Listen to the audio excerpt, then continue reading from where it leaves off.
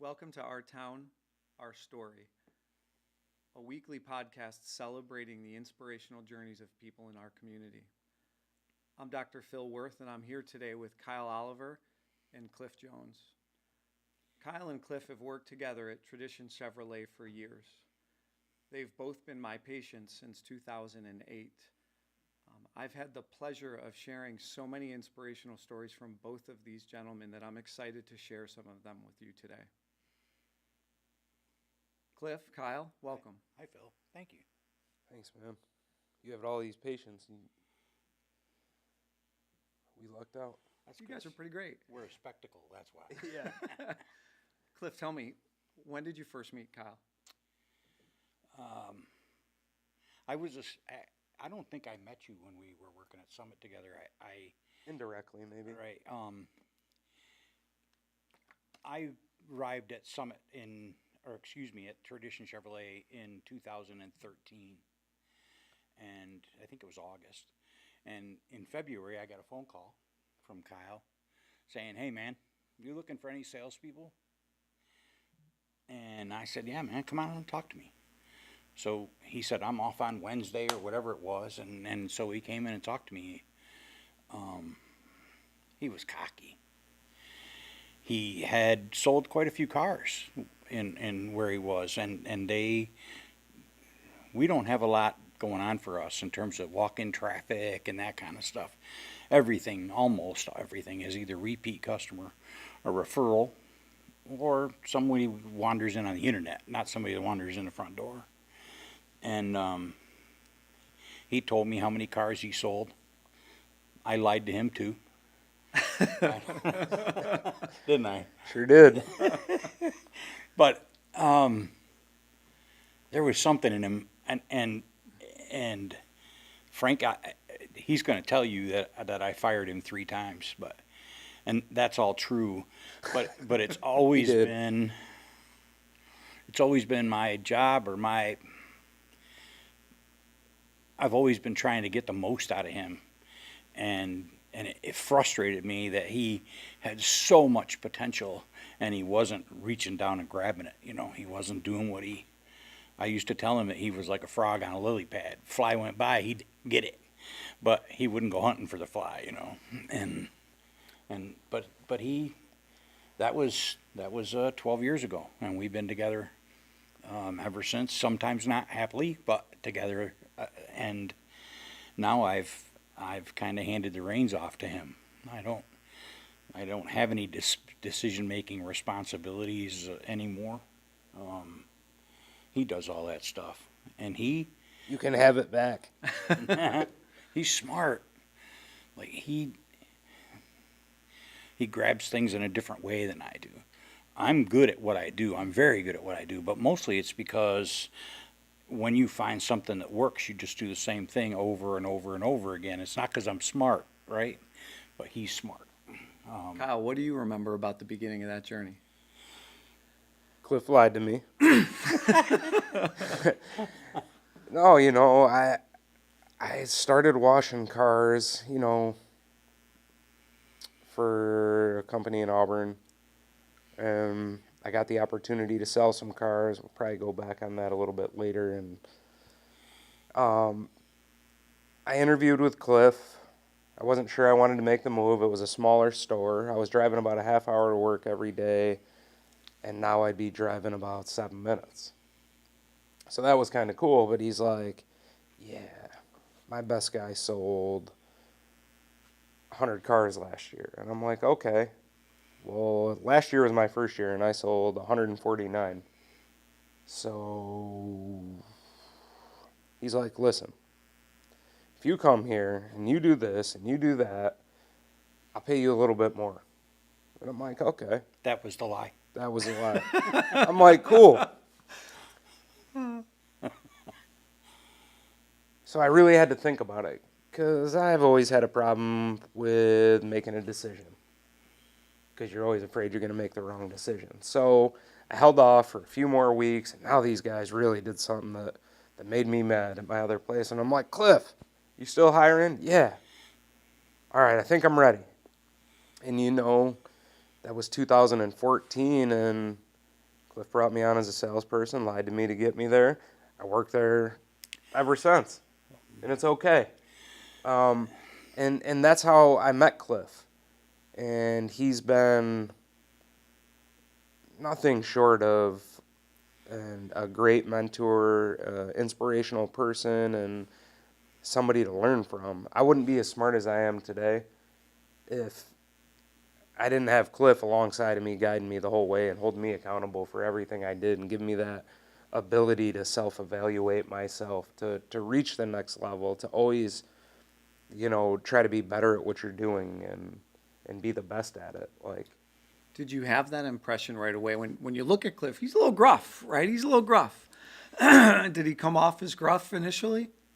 yes, you have a whole softer version of Cliff, and I'm sure he'll elaborate on that on his side of things. It wasn't always the easiest working for Cliff. It's my way. I'm your boss, and that's the way you're going to do it. And I was like, dude, I got this, man. I'm good at what I do. I know what I'm doing. Right. Yeah. So there was a lot of this, right? And Cliff would train me, and I would sit there and, okay, Cliff. It sounds like that's the thing they did back in the dinosaur age, you're telling me, but I'll try it your way. And I went out there and I tried it his way, and it worked. And I'm like, man, Cliff was right.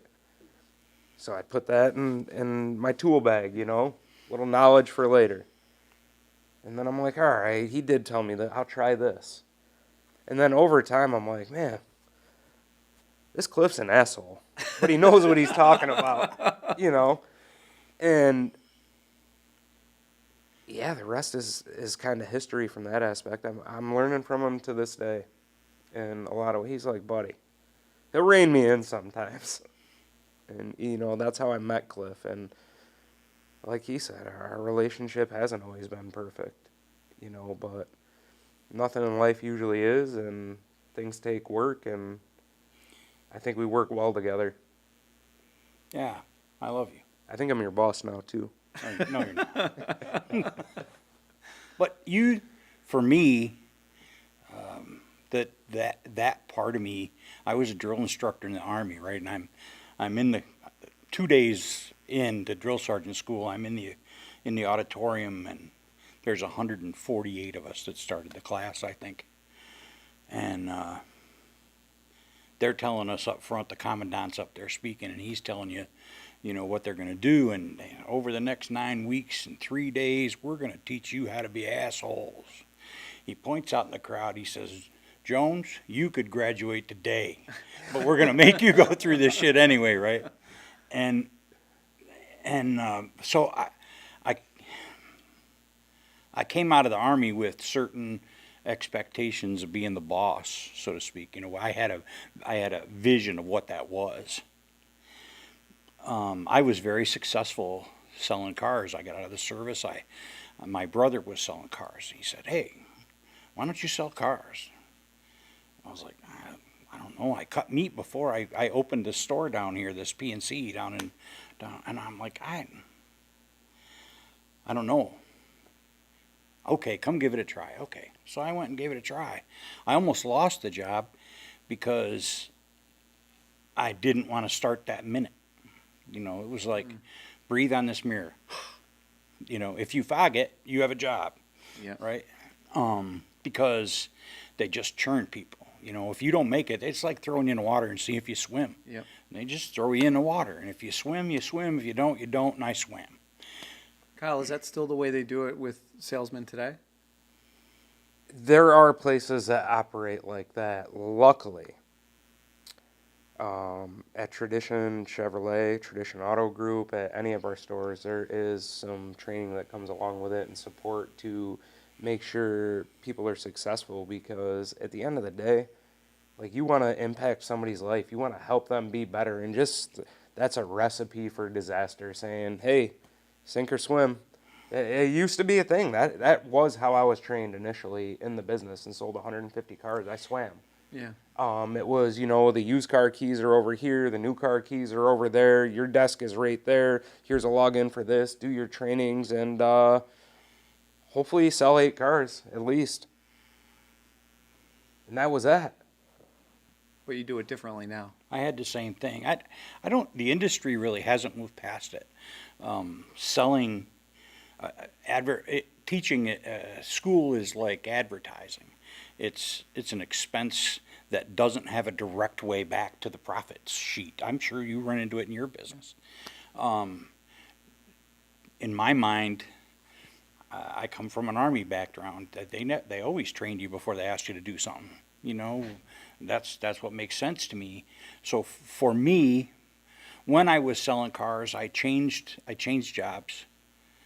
We won't get into why, but I went to work at Kerner Ford in Syracuse, and they were a big dealership, and there was 17, 18 salespeople on the sales board at any given time, and the bottom 4 got fired every month. That's how it worked. You really swam or you sank, Yeah. right?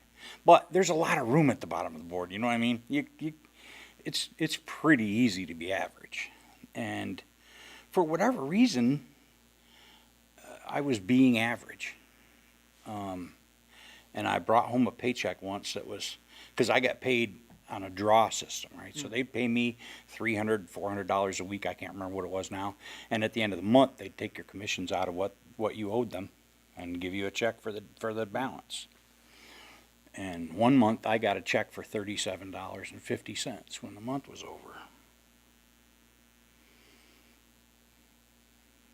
And I brought that home to my wife.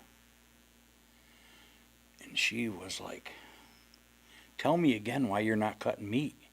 I mean, that's a reasonable, respectable living, and now you're bringing me home 30. So you drive an hour and 15 minutes each way to work every day, and you work 11 hours a day, and you bring me back $37.50. You need to think about what you're doing, right?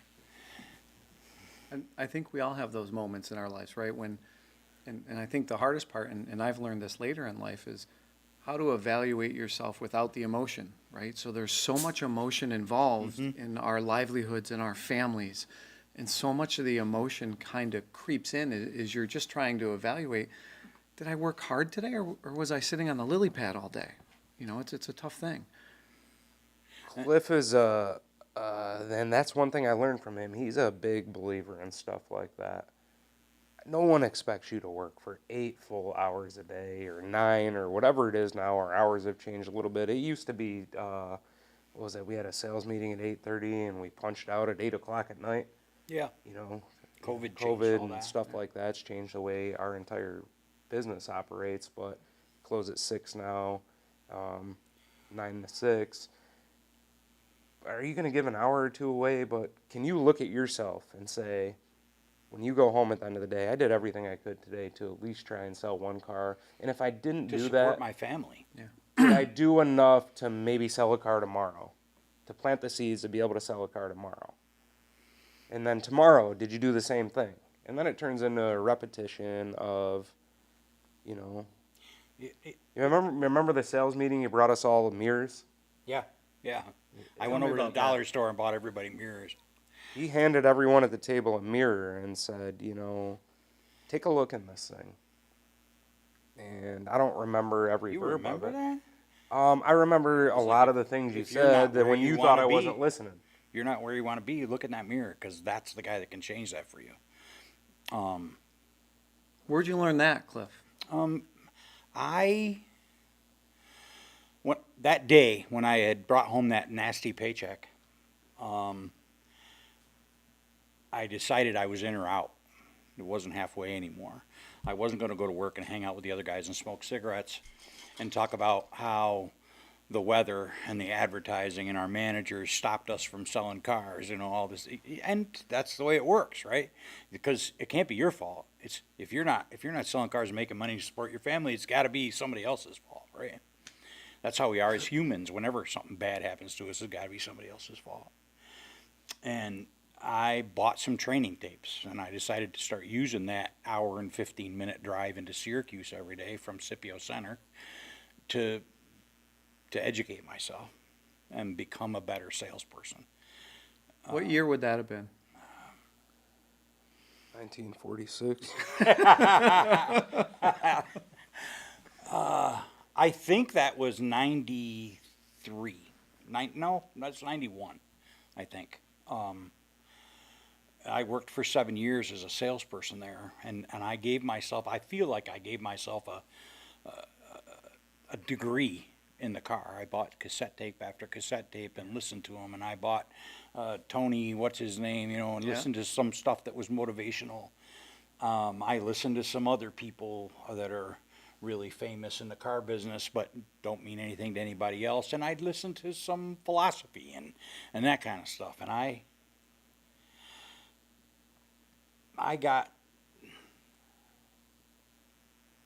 so that I recognized that the guy in the mirror is the problem.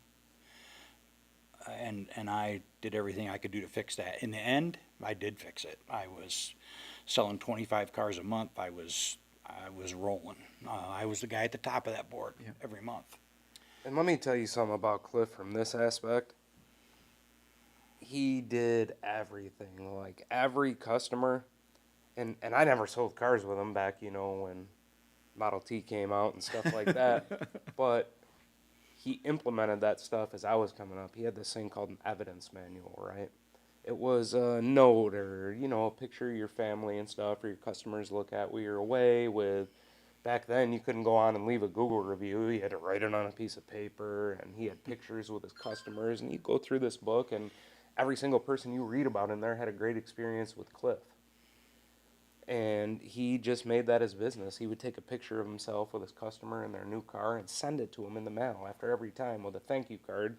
As soon as they pulled away, that thing was signed, sealed, and delivered in an envelope going out in the mail without fail every time. Christmas came around. Who you getting a Christmas card from? Cliff. And, that type of stuff started to set him apart in the trainings and stuff he did and passed him on to us. And there's just not everyone's going to listen to what you have to say. And I'm glad I listened to him. Because I don't think my career gets to where it's at now without Cliff. We ran into each other in the perfect storm, and like I said, it's been far from perfect. But he's a great guy, and You'd have figured it out, same as I did. I think when you realize that you're not going to be president of the United States or the chairman of the board at General Motors, you know what I mean? When you realize that you're not going to change the world in your traditional view, Kyle said it earlier. Nobody wakes up and decides they want to be a car salesman. Life leads you here somehow. And as a car salesperson, you're not a doctor. You're not a nurse in an emergency room. You're not saving lives, and you're not taking lives. You don't have that kind of responsibility. But you do start to think about, what's my life mean, and what's my legacy going to be? Who's going to stand over my casket and say, God, he was a great guy if it weren't for him, right? And as selfish as that may sound, that is what you start to think about. Like, what's my purpose on the earth? And my purpose on the earth was to try and train people to change their life, to make it possible for them to change their lives financially. Nicole, I shouldn't say her name, but there was a young lady that I trained. There's been a lot of them. And you'd be hundreds and hundreds of people I've trained over the years, but very, like, they don't very often turn out like him. You can lead the horse to water, but you can't make it drink, and you can try and beat him in the head. I don't know, man. You had to hold my head into the water a few times.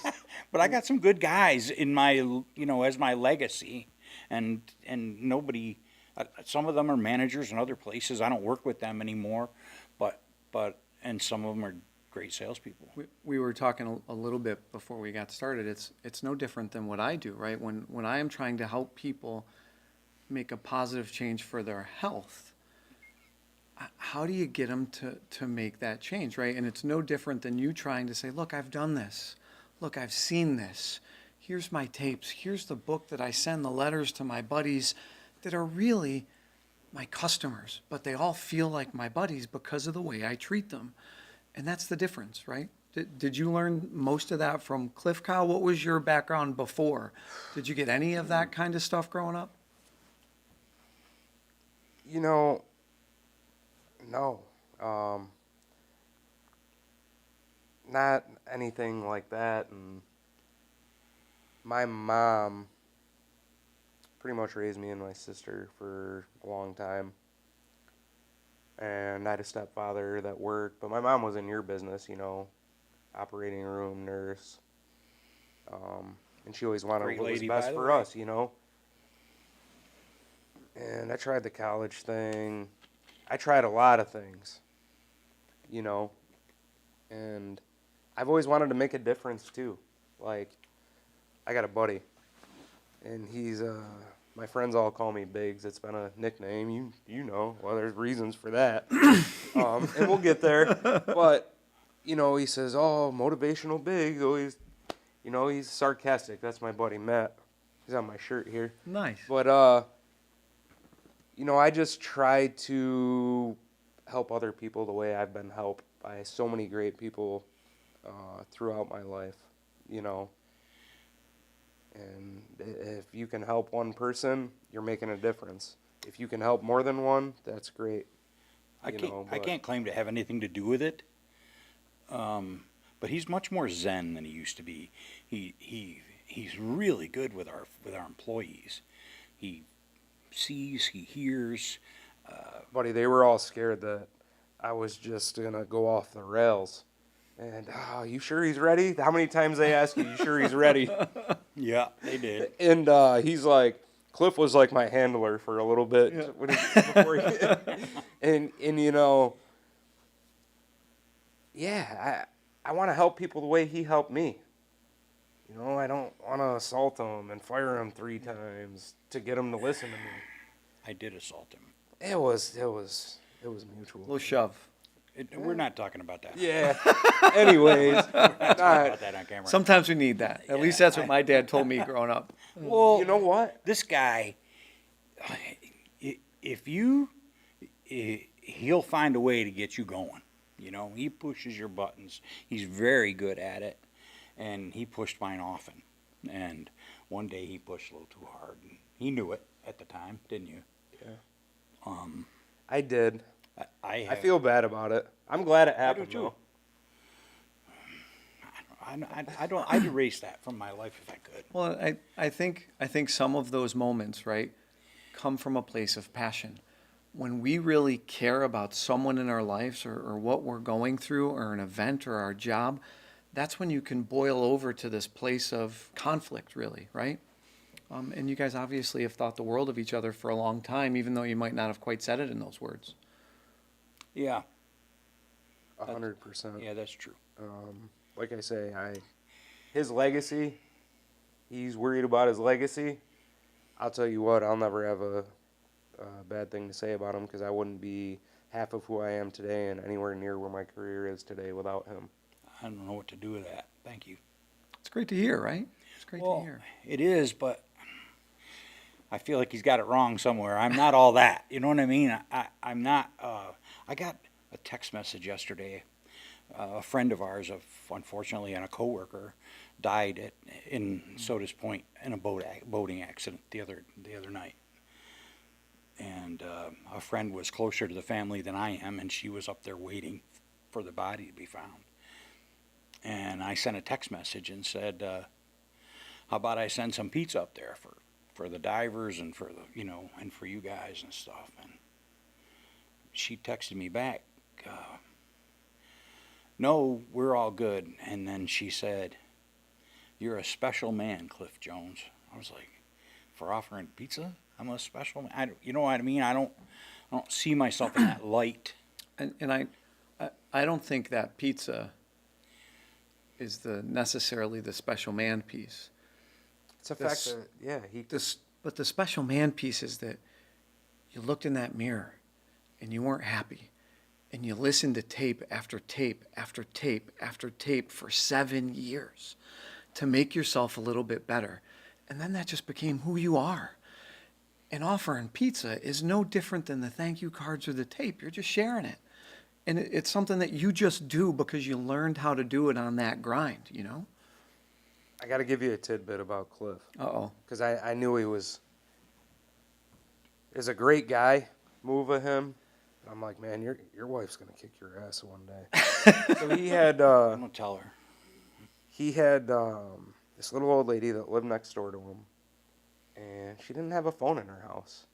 And she was old. Cliff would always go over and check on her. You need anything, this and that. So one day he's like, yeah, you're going through a cell phone plan or something. And he's like, looking at it, and I can upgrade this. And then he's like, I got this cell phone on my line that I got from my neighbor, little old lady. He bought her a phone and put her on his cell phone plan so she could call him if she needed anything, awesome. if she needed anyone, if she wanted to talk. And that speaks volumes about the type of guy he is. He doesn't have to do that. He could say, oh, ain't heard from Betty in 3 days. Maybe I'll go knock on the door or not care. Or, just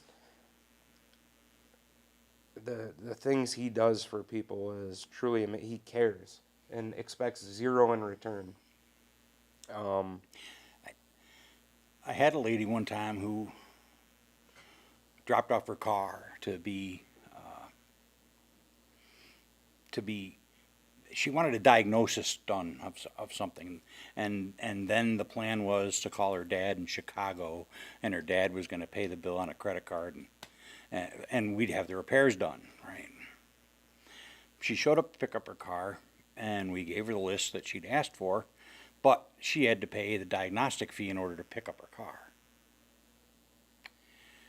And she's very upset, in fact, even angry, and claims she wasn't told this when she dropped her car off and blah, blah, blah. And I'm not a local guy, so I didn't know this person. But I went over and swiped my card and paid her bill. So, go ahead. Yeah, she said something like, I can't get to the food locker, the food pantry, and my son's not going to eat tonight if I don't get my car. So I swiped my card and she left. And my coworkers went crazy on me. What are you doing? We know her, and you'll never see that money again. And I'm like, I didn't give it to her because I thought I'd see it again. I gave it to her because of me, not because of her. That, like, if she really doesn't have to take her son to if she really doesn't have to go to the food pantry to get food, then that's on her. That's her karma. It's not my karma. My karma was I saw somebody in trouble and I did what I could for that person, and I don't think that makes me special. I think that just makes me a human. My dad used to say to me growing up, is it going to change your standard of living? And if the answer is no, why do you care? They need it more than you. Just give it to them, and it'll all work itself out. And that was kind of a mantra when I was growing up with my dad, similar to your feelings. Yeah, I'm an asshole, but. Kyle, what do you remember? So I'm going to transition a little bit to a version of Cliff that was different. What do you remember about Cliff being in the hospital? So to share some of this story, is it okay if I share a little bit of this, Sure, Cliff? you can talk about it all you want. So Cliff gets diagnosed with lung cancer. Incidentally, right, we found the cancer while taking pictures of something else. He goes in to have surgery, and they cut the tumor out of his lungs, and they nick his pulmonary artery, and Cliff starts to bleed to death. And as that happens, they have to put him on bypass and repair the bleed, and then he gets a infection in his arm, and he has to have surgery on his arm, and he finally is ready to go home. And he goes home and can't breathe because he's got blood clots in his lungs, and he goes right back to the hospital. I mean, this guy is about to die, and he knocks on my door. AMA, he left the hospital against medical advice and said, hey, can you help me, right? And his lungs are still a mess. He can't said breathe. He was ready to go home. They weren't ready to let him go home. Well, what happened? Right. I decided I honestly, they did discharge me once. But I was fooling them. Like, they left the oxygen line there. They took it out, but they left it there. So, but if I'd see the nurse come in and I'd get some oxygen, and then let her test my finger. And I was, I looked pretty good. So, Cliff, you were psychotic and confused and all the anesthesia and stuff that you went through. Kyle, what do you remember about that as being a supportive person to Cliff through that? When Cliff started going through all that stuff, I was super nervous. I would never let him know about it because Cliff was like my mentor, man. I'm fresh into management here, and this all comes out, so I'm nervous, scared for him. And then he's like, I got to go have this surgery. I'll be out like 3 weeks, no big deal. And I'm like, cool. Okay, I can manage, you know. And then we're all kind of in a group text like, hey, the day of his surgery, how's it going? Nothing. And then it's going like, this is too long. And then Cliff's in a coma because they nicked whatever you called it. That's your language, buddy. That was But that guy was it was bleeding actually out. my thoracic, So I believe. they're like, this is really touch and go. We had to put him in a medically induced coma, yada, yada, yada. And the next time I talked to Cliff was when he was trying to, I called him because I was like, I had heard through the grapevine, Cliff's trying to check himself out against better judgment. So I'm like calling him, and he's like, hey, man. I'm like, what are you doing? I'm sitting outside the hospital right now waiting for my ride. Why, you coming to get me? Absolutely not. I'm not. You should go back inside. You know, he's like, nah, man. I don't want to join their cult. They're never going to let me out of here. They want me to join their cult. And I'm like, buddy, grab onto something. Yeah. Get a grip. Get yourself together, buddy. If you go home, there's like I think they said like a 90% chance he died if he went home at that time. Was it something along those The lines? doctor told me, High if probability. you leave here now, you'll be dead in less than 24 hours. And I was like, I don't care. I'm leaving. Yeah. And I stayed. He said, will you at least sit for 2 minutes so that I can order? I had to take shots for blood clots. I had to give them to myself. To put that into perspective medically, you just almost bled to death in surgery, and now you have clots where I have to give you a blood thinner. It's a scary situation, and you wanted to do that at home. Well, let me tell you what I There was learned. some leg time, right? You were in that coma for how long? I think it was 11 days. Yeah. But I had some PTSD over that too. It's strange. If I can, I'm blabbering here, but I wasn't in a bed. My wife showed me a picture, and I said, "Who's that?" She said, "That's you." I said, "No, it's not. I wasn't in a bed. I was in a cage. They didn't have me in a bed. In my mind, I was in this horizontal cage, and there was a bunch of those like balls the kids play in, and they kept trying to push my head under the water that these balls were floating on. They were trying to drown me, and that's how my brain interpreted what was going on with me. I think, I was Yeah. intubated and all that. Yeah. I didn't want to be, and turns out, as I understand it, doctor, having too little oxygen in your body affects different people differently mentally. For me, it may be a crazy person. I didn't know what I was doing. Well, we also give you a lot of drugs for anesthesia that can affect your brain. We give you lots of drugs to sedate you afterwards that can affect your brain. So it's not uncommon that you can get a little loopy and confused as you go through that process. It took me forever. One of the things that I also did when I started putting those tapes in my car, I started to listen to some people who knew how to center themselves, and one of the things that I learned to do during that time was to literally shut off that tape and try and just list the things in my life I had to be grateful for. Because it's pretty hard to feel sorry for yourself when you're grateful. It's pretty hard to be angry when you're grateful. And I learned that was true. It wasn't just somebody told me in a book or something. I don't even remember where I got it, but I started doing that. And when I was this crazy person and you were counseling my wife and being available 24/7, gave her your cell phone number and stuff. It took me a long time to not be crazy. And I finally realized that one of the things I was being an asshole. I wasn't being very nice to her or anybody around me.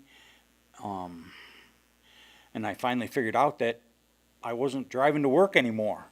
So I wasn't going through this ritual every day of this gratefulness that needs to be in my life. And so I started doing that again, and pretty soon I became myself again.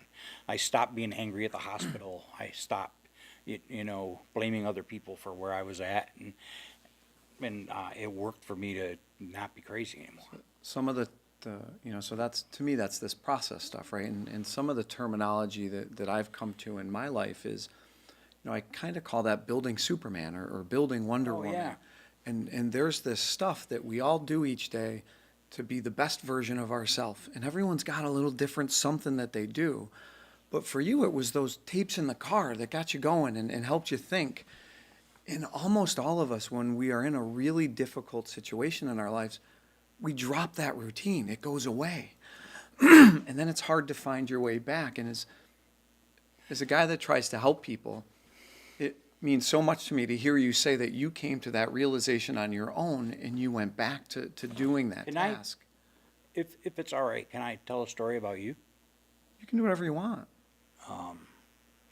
I went to see Phil one day. I think it was just a routine. Hey, get your blood work done. What's your pulse? How you feeling? He always makes you feel like he doesn't have another patient in the world, and you know that he's probably going to be there 16 hours that day. And I always go in early, so I make it worse. He's behind all day because of me. And That's a fact. I went in one day, and he wasn't himself, and I didn't understand. I was like, Phil, you all right? You okay? I said, Cliff, while you were crazy and I thought you were going to die, well, at the same time, I probably have 5 or 6 other patients that are in that same situation, and some of them do die. And I just lost a patient, and I just don't know why I do what I do. I never win. It's always a loss for me. And I was like, Phil, man, you're not even paying attention. You're not the guy I thought you were, man. What's up? You changed my life. I know that. You changed everybody's life that you touch. And you doubting what you do for a living was amazing to me. I can't imagine being a doctor and feeling that way. And yet, when I put myself in your shoes, I understood where you were coming from. But you took a great responsibility on yourself when you became a doctor, and you don't work in a machine. I go to see the orthopedic doctor. They see somebody every 10 minutes. Boom, boom, boom, right? Yeah. That's how their day is scheduled. Yeah. With you, it's always personal, and I know your patients appreciate it. And every time I mention that you're my doctor, someone in the room says, "Yeah, isn't he great?" And I was like, "I found him first," right? Yeah, I think, we all have bad days, right? And something that I've learned recently is how to evaluate myself without emotion, right? And on a day like that, when you saw me, I am always wondering, did I do something wrong? Did this guy die because I missed this or I missed that? And I think that self-reflection makes you better at whatever it is that you do. And it's hard to detach the emotion from it sometimes because I care so much about you guys, right? I just want you to be okay. Yeah, in spite of the fact that we don't listen. Yes. Yeah. You get nothing but praise from me, man. Thanks. You've changed my life. Thank you. Why don't you tell about me when you first met me? How did that go? I'll tell the story, but where was I from a health standpoint when we first met? And it's okay. There's no violations here. I give him full consent.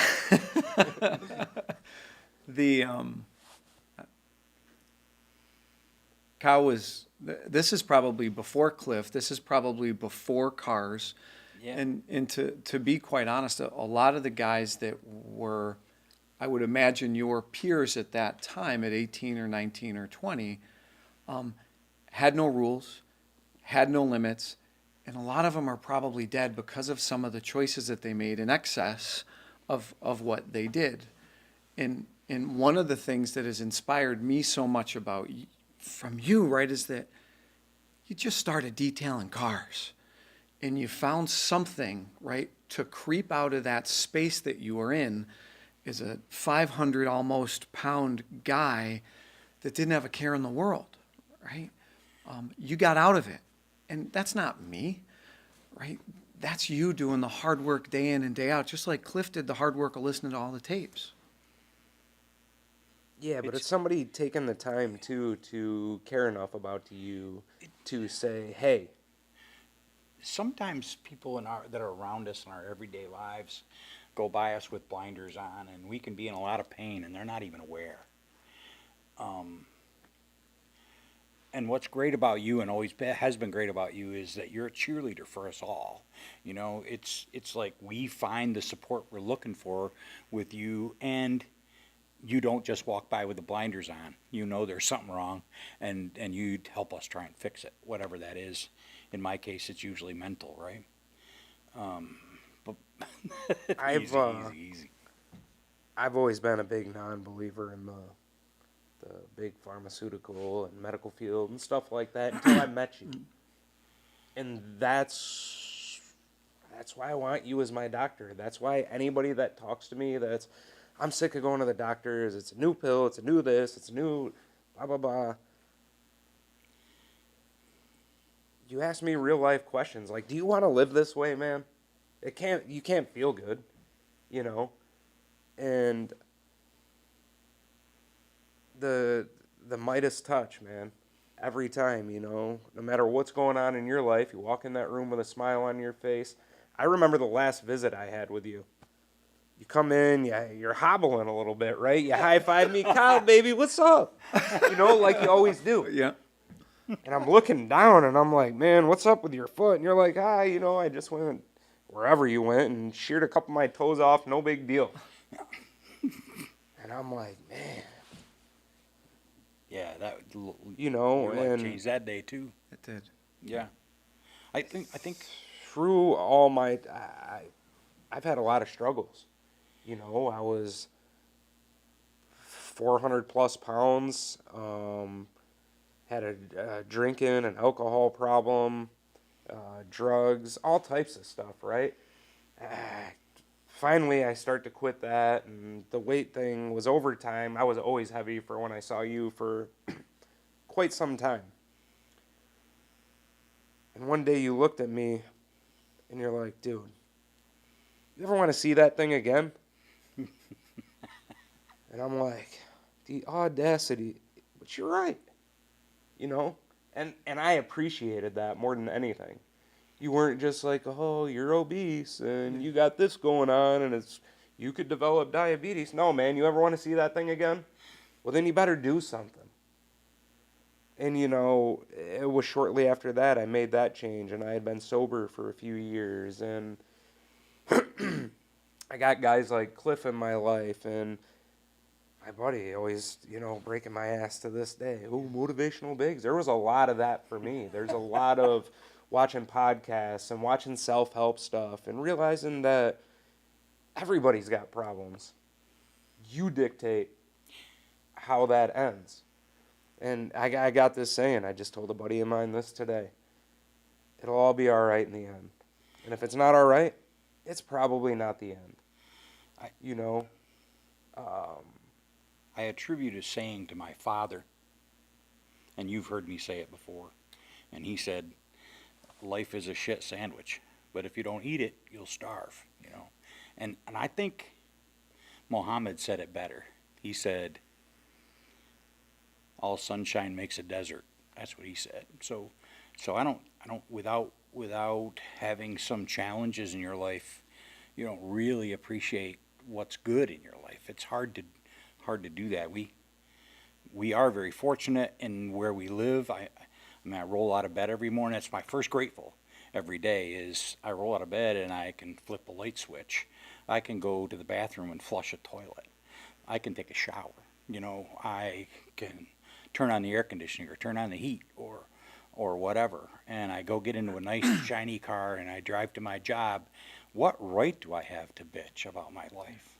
Even though it's not perfect, nobody's life is.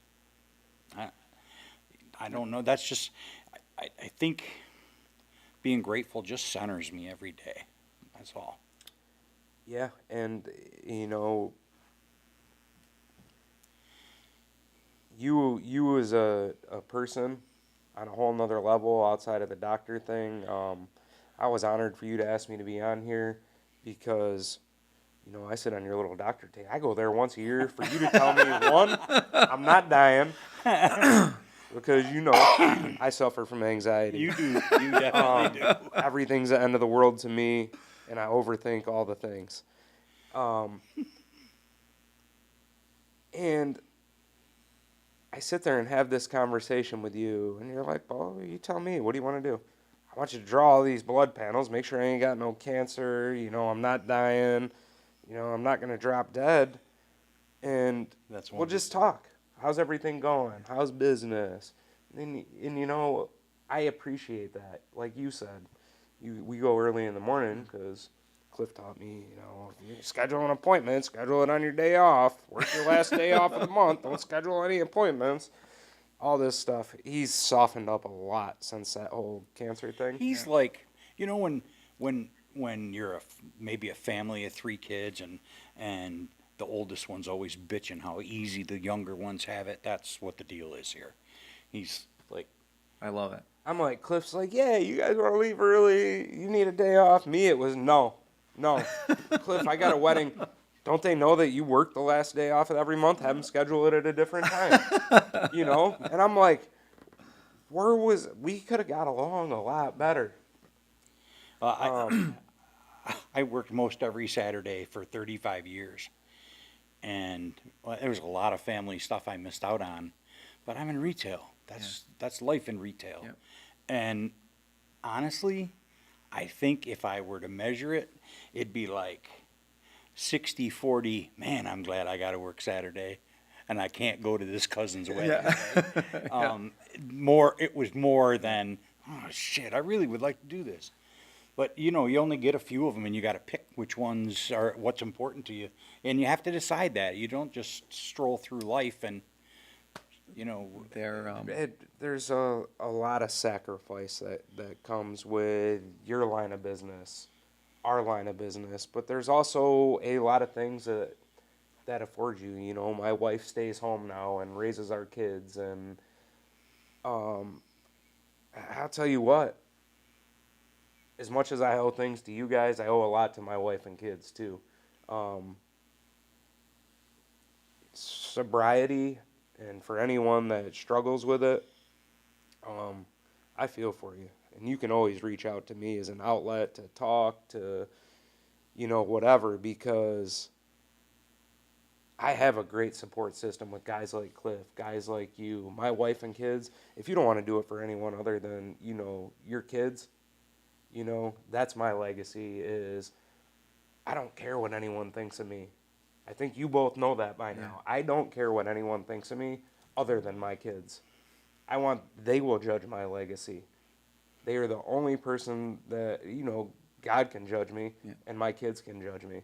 But that's it. And I don't, are we all going to have our moment as parents where we look at ourselves and we're like, man, are we doing a good job? And my kids saved me. Jordan, my son, he came with my wife, but that's my son. His dad's never been an active part of his life, and I'm grateful for that. I feel for Jordan because I struggled with stuff like that, so I made it my mission for Jordan to be the best dad I could be for that kid. And, how many basketball games I missed last year? None, I don't think. I think I missed one. And it wasn't work's fault. Yeah. I tell those guys, there's going to be some important things to me. And I'm sorry. And they get it. Like, That's one of My the, job doesn't come first at that point. Yeah. Like, my kids are going to judge me one day. And I read this thing, and it says, as a parent, one day your kids will figure you out. And are you going to be okay with that? Are you going to be able to look at yourself in the mirror and be okay with that? I beat myself up because I'm too soft on my kids sometimes. Like, I don't want them to be. I don't want to be that dad. And my wife definitely gets on me about that. You baby these kids. Yeah. I think we all have our moments with that. And like my moment in the office when I was kind of judging myself as a doctor and Cliff was feeling that a little bit as my patient. Anyone who has kids, there's so much you can screw up today, right? So you're constantly judging yourself. And I think learning how to do that without emotion, right? Learning how to figure that out without judging yourself along the way and just doing the best thing that you can for your kids is huge. you know, two kids raised in the same house, right? One of the kids becomes a congressman and the other one is a serial killer. I mean, it happens every day. It's not, you're not responsible for everything your kid's going to become, but you're going to feel that way. You're going to feel like you are. You'll either be proud as a peacock or you'll not be so proud. Or somewhere in the middle. Maybe they'll just be like us and just be normal people. Who said you were normal? I'm absolutely normal, aren't I, Phil? You are, buddy. Yeah. You guys are both normal. I just, from your kid's standpoint, and you know, a lot of my sobriety, like I said, is because of that. Jordan came into my life a few years after my sobriety, and he was 3 years old. Kid's gonna be a freshman in high school this year, and he was 3. And have there been times where I'm like, man, I could go back, it'd probably be fine. But then I look at Jordan, right, and then my daughter Adeline came along, 6 years later, 2016, she was born, and You're fired. why would I ever? Oh, did you just fire Addie? Yeah, I did. That's crazy. Live. My daughter, she wants to go to work with me every time. And ask Cliff why she wants to go to work with me. There's one reason she wants to go to work with me. So she can fire me. It's not just awesome. Cliff. No, She fires everyone. Fires everybody. That's awesome. Hey, Addie, how are you today? You're fired. Oh, that's awesome. And I'm like, My son, you got when he dad's was- type of energy. when my son was Addie's age, I was a drill instructor. Yeah. David, right? And he'd run around the barracks on a Sunday. Drop, give me 20. So, That's awesome. yeah, it's Just because he could, right? Yeah, Just because what are they going to say? You're the guys- drill sergeant's kid. guys would laugh at him, get down, Yeah. give him what he And- needed. Everything I do to this day is for my friends, my family, and for the greater good. I want, I'm far from a perfect human. Okay, I don't want to paint that picture of myself. I have moments of Yeah, we won't let you. of Don't worry weakness. about it. I have moments of anger, and you have moments you're never gonna be proud of, right? Don't we all? No matter how hard you're trying to be the best version of yourself, or anything for that matter, you're gonna have moments you aren't proud of. I just had one recently.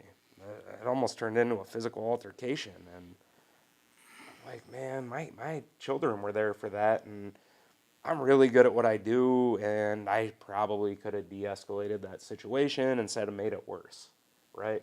So I look back at that, and I'm like, I had that ability to self-evaluate. That wasn't all him. It wasn't all me, but did I help?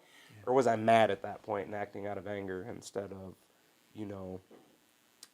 I told him, I don't, get in a fight if you want to, but you make your living with your mouth, pal. Yeah. Don't let somebody break your jaw. You It's, won't be able to make your living anymore.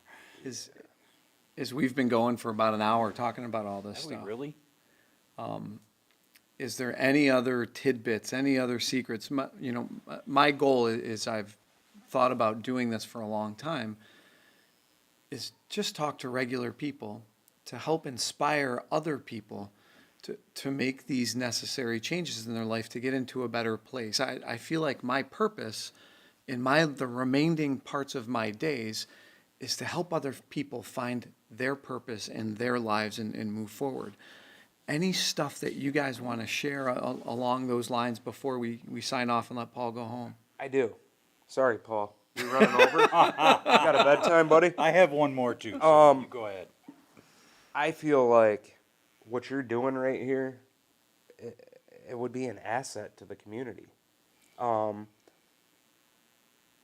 one reason, think about all the patients you have. Do you have a number? How many patients you have on your list? What is it? Close to 4,000. That's what I was thinking. Close to 4,000 patients, right? But you asked me and Cliff to sit here. I don't know why you. I know why me, but I think I sent you a text along the lines like, "Hey, man, I'm honored. You could have picked a lot of people." And I think there's more people in our community that would do this. I can't speak for them, but a lot of people might think they know me because I know a lot of people. But you don't know everything about me. You don't know the version of me. You know the version somebody told you or the version that I let you see. You don't know how hard I try every day to be a better person for everyone around me, because what else is there to do? Or to be an outlet to this person. And I just went through it with my daughter at school this year, getting bullied. A little bit of an overweight gene runs in the family, so she's getting picked on and stuff, and it's a repetitive thing all the time. Yeah. And I was really gung-ho about, this isn't going to happen. This is how we're not doing this. And I wouldn't take no for an answer. I had multiple meetings with like the principal and stuff like that, because I know how that type of stuff's been. So when you look back at certain people would say, "Oh, that guy's an asshole. He just goes in there and yells at these people," but they don't know how hard it is to grow up that way. Yeah.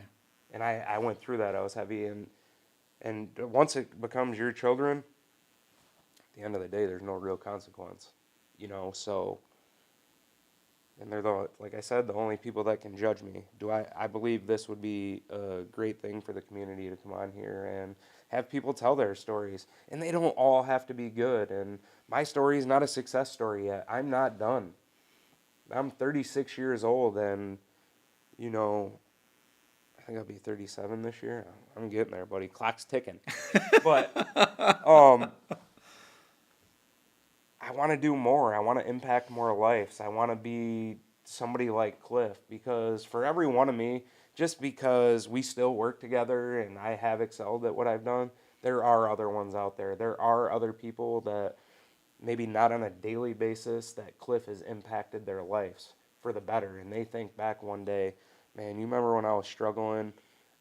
Didn't know if I was going to make it to the food pantry, spend my last whatever dollars. This guy took his card out of his pocket and paid for it, with not expecting to receive anything back."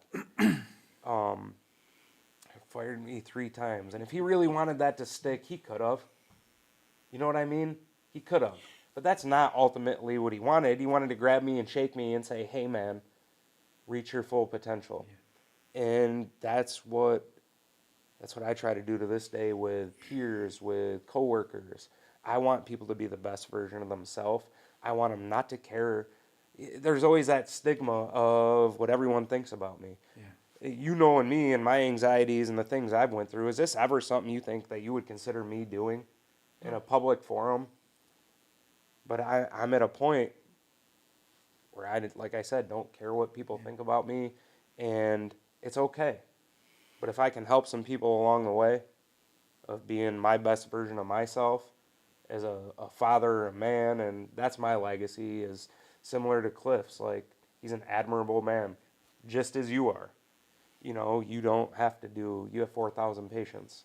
You don't have to go in and be as personalized as you are. And to have these with people and all different aspects and walks of life and business owners and anything else in our community, I think it would be an asset. Well, thanks. I think it's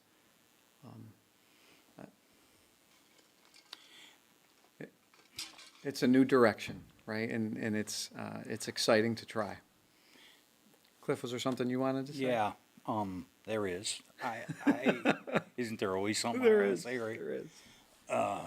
I've done pretty good keeping my mouth shut, not interrupting people. Whenever a nurse comes in the store, into the dealership, doctors are too good for Chevys. I don't sell doctors very much, but whenever nurses come into the store, they get special attention from me and they get a special deal from me. Even before all my recent crap, cancer twice, and the botched surgery and all those things, I just increased my respect, and I know whether I'm a good guy or a bad guy is yet to be written, but I know I can't do what they do. I can't do what you do. You know, even if I had the knowledge, that's like not my profession. I couldn't do it.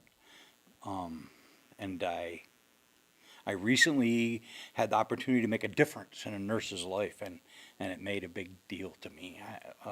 A year ago, I had, of course, you guys are always wanting to search me for cancer everywhere, which is great.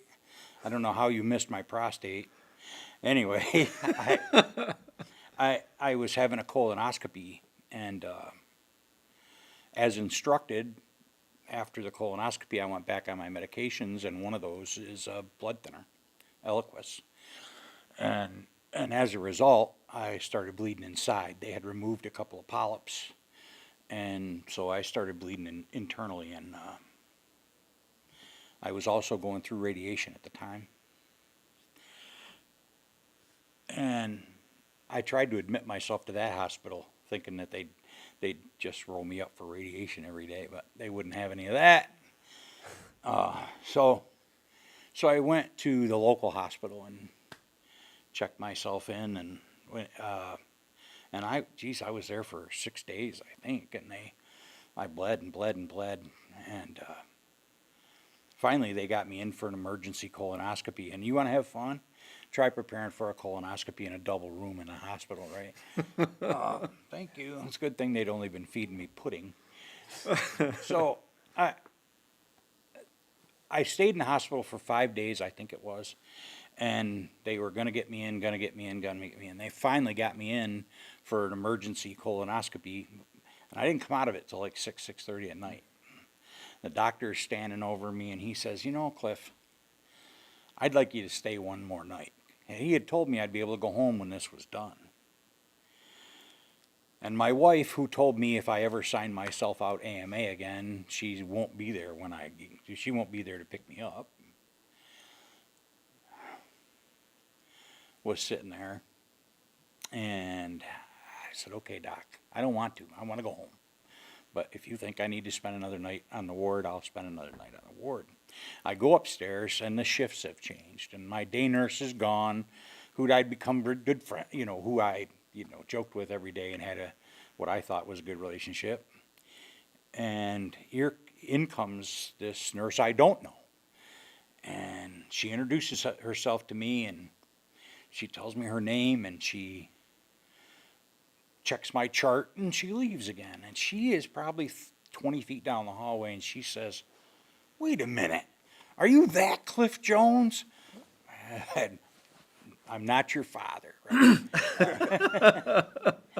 She says, I by the way, I've spoiled 23andMe tests already. So she came back to me and she said, "I think you were a patient of mine in the thoracic ICU at the hospital." She said, "In my job, we don't get to see what happens to you. But we were pretty sure you weren't going to make it when you left the thoracic ICU and went to the other ICU." She said, she started crying, and we hugged, and we started talking about her life, and she had gotten in some political infighting on the job, and she decided that particular hospital wasn't going to be her employer anymore, and she left them. And she, like most of us, had some old habits that weren't real good for us, and she went back to drinking, and she separated from her boyfriend of 10 years, and her life was in turmoil. And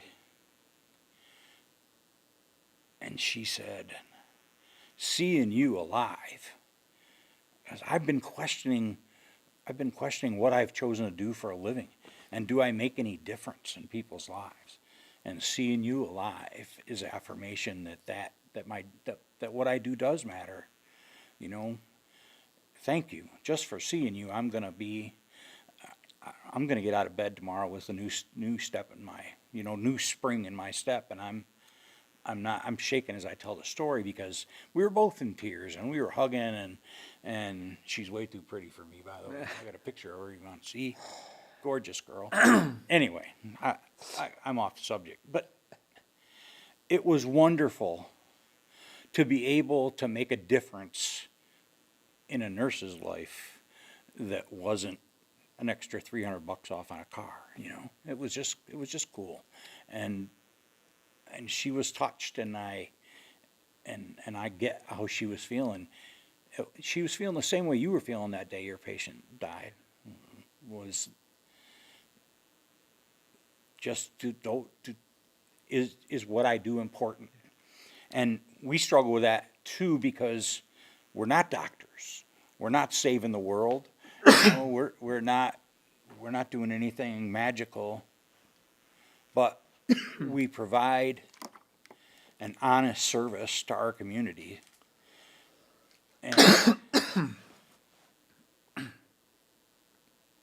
and that's what the community needs, is just normal everyday people. Honest service, right? Yeah, Whether it is a honest service. plumber or a mason or Paul, the internet guru that's helping us do this, right?